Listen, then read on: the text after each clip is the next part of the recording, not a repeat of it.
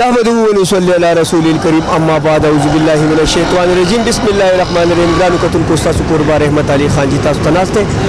ګرانو کتونکو نن د منګوري ښار چونکې د والي سوات وختونه د هغه د یو ګاډي روډ او د یو ګاډي روډ 50 کاله وشو او په هغه ګاډي په روډونو باندې نن د سوات په دې ضلع کې په لکاو ګاډي ګرځي، په زرګاو رشکې پکې ګرځي، داسې په لکاو موټر سایکلې پکې ګرځي، تعداد یې نه دی معلوم.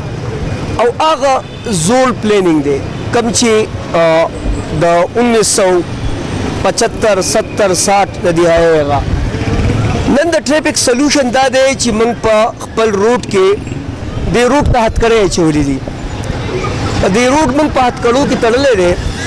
نو دا د ګلشن چوک او د سوراب خان چوک په منځ کې یو ډیره کنجسټډ ایریا ده چې د هغې مخامخ اودیانه مارکیټ دی او دې طرف ته د ملکانانو جومات دی. اوس په دې طرف باندې هم زنانه اوړي، هم په دې طرف باندې معذوران اوړي، هم په دې طرف باندې ماشومان اوړي. اوس تاسو لیدی شئ چې دا رشکره روانه ده او په دغه ځای کې یا دا ګاډی روان دی. په دغه ځای کې چا تندک وخوړو نو دی به ډایرکټ ځي د دې ګاډي ټیر له، دی به د دې ګاډي ټیر له ځي او دې نه به اندوناک واقعه ځکه چې دا ډرایور به دا ګاډی په دغه ځای کې څنګه دی کنټرول کوي. هغه مشین ته ناست دی، دلته دی د هغه په یو فوټ کې په یو نیم فوټ کې دی دلته گزار شو. چې دی گزار شو دا کیجوالټي به د چا په نوم وي، دا ایف آی آر به د چا په نوم کټ کېږي. آیا دا به د ټریفک په دې کم چې دو چې دا کم پلیننګ کړی په دوبه کټ کېږي؟ آیا دا په سرکار کټ کېږي که آیا دا په دې ډرایور کټ کېږي؟ ځکه چې په دې کې خو څه ډیسیبل خلک دی، څه په دې کې داسې لیونیم شته، څه په دې کې زنانه دي چې هغه دې ځای ته به ګوري او هغه به خپه نشي اړولی، ضعیف دی پې خپه نشي اړولی. دا څه کم از کم یو نیم فوټ دنګ دی په دې چې هغه خپاړی او دا ګاډی راغی او دی ولګېد. نو دا کومه ایشو چې دا دی باندې موږ ډېر بحثونه وکړل خو څوک دا خبره نه اوري. ځکه موږ حاکم وقت ته وایو چې دا کم ریشو چې تاسو جوړه کړې ده، دا کم حساب چې تاسو خپل خود ساخته جوړ کړی دی، نو کم از کم عقل خو دا غواړي چې دا یوه خانه بالکل خالی وی. که عقل غواړي دا یوه خانه خالی وی نو د لږ غونته سهولت دپاره د خلکو د زندګو سره دو کلواړ کوي. بل که ستا سره د دې علاقې دپاره ماسټر پلان نشته، ته رینګ روډ ورکا، دې علاقو کې داسې روډونه وباسه، په کم طرف چې ته روډ وباسې ستا سره سیکشن 4 شته ورکه که نه. دا ټولې خبرې دې قوم ته وښیه چې ته نه دا کوڅه سراسر ته جو هغه سر ته یې وباسه روډې کا.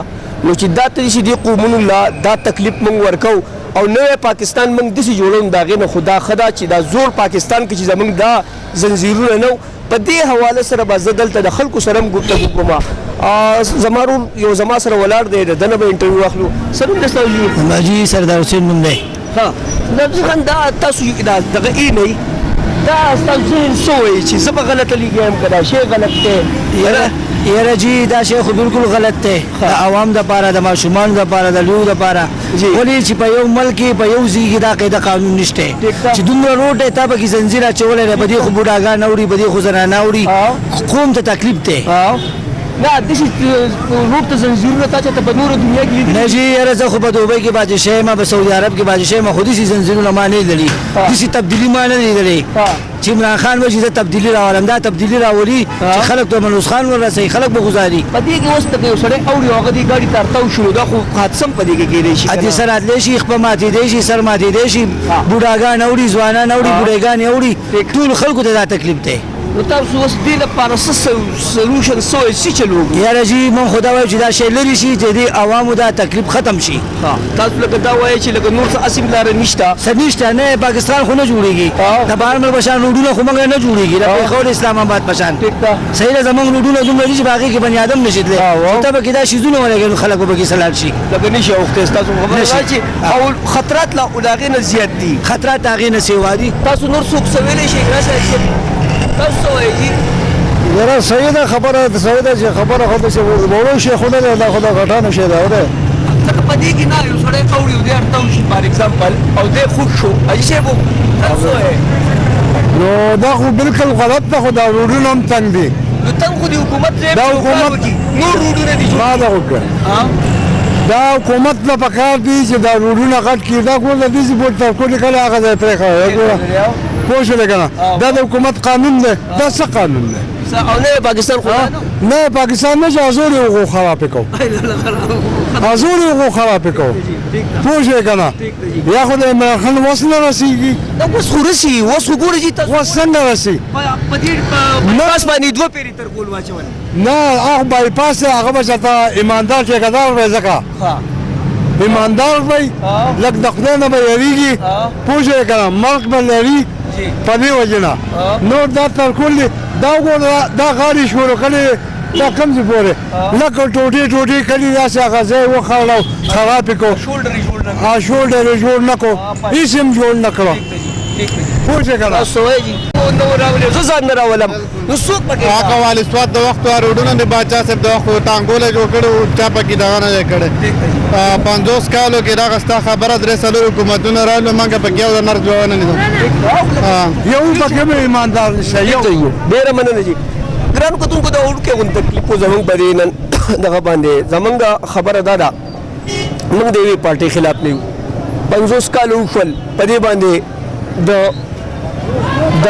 ډیکټیټر نه والا د پولیټیکل لیډرشپ پورې ټول راغلي دي چا هم په دې کې خپل کریټیویټي ونه کړه هر سړی راځي او خپل ټینور ختمي چا هم دا خار وسیع نه کو چا هم دې خار لا پروګرام جوړ نه کو زموږ اصل مقصد دا دی په دې څوک سړی اوري او هغه انسیډنټ وشو دا اف آی آر به د چا خلاف کټ کیږي د دې ګاډي د لاندې چې څوک راوړي دي زنجیر د لاسه دا اف آی آر به د چا خلاف کټ کیږي ګران کوتونکو زه رحمت علي خان تاسو نه اجازه غواړم خپل ډایرکټر باچا